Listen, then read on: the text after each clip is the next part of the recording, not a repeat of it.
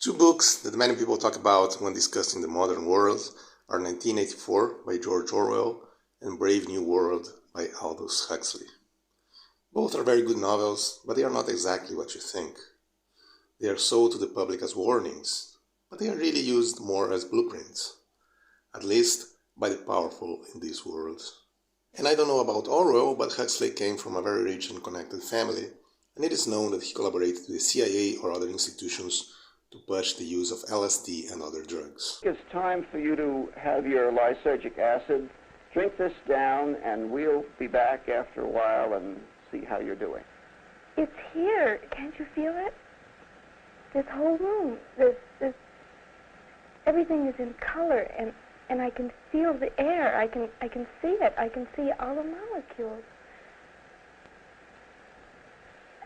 I'm part of it. Can't you see it? But let's go back to this sentence by Orwell. In the novel, the past is basically a fictional construction. Everything that appears on the news is manufactured.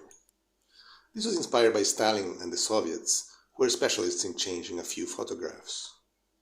But of course now the techniques have evolved much more and have become so subtle that many people don't even notice them. One way of changing history is by modifying all representations of the past in popular culture. Our boy will be a great ruler.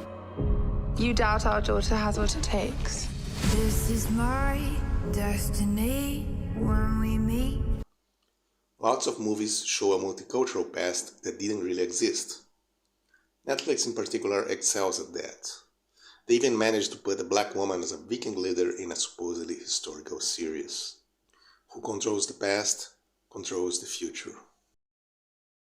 But a recent event is even more serious.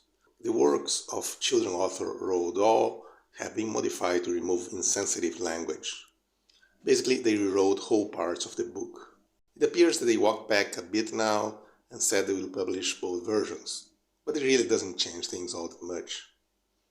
And you can't do anything about it because a multinational company has bought all the rights to all of Dahl's books.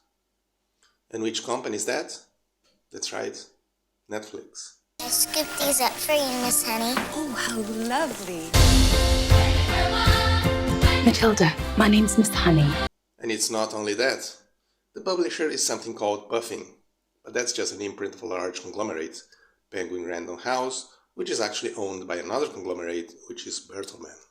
So you have this idea that there are thousands of publishing houses, but they are really just smaller brands of big conglomerates. Basically, all publishing in the world is controlled by 5 multinational companies, the so-called Big Five. The same is true, of course, of the media. Only 5 or 6 companies control everything. And the food that you buy in the supermarket is the same.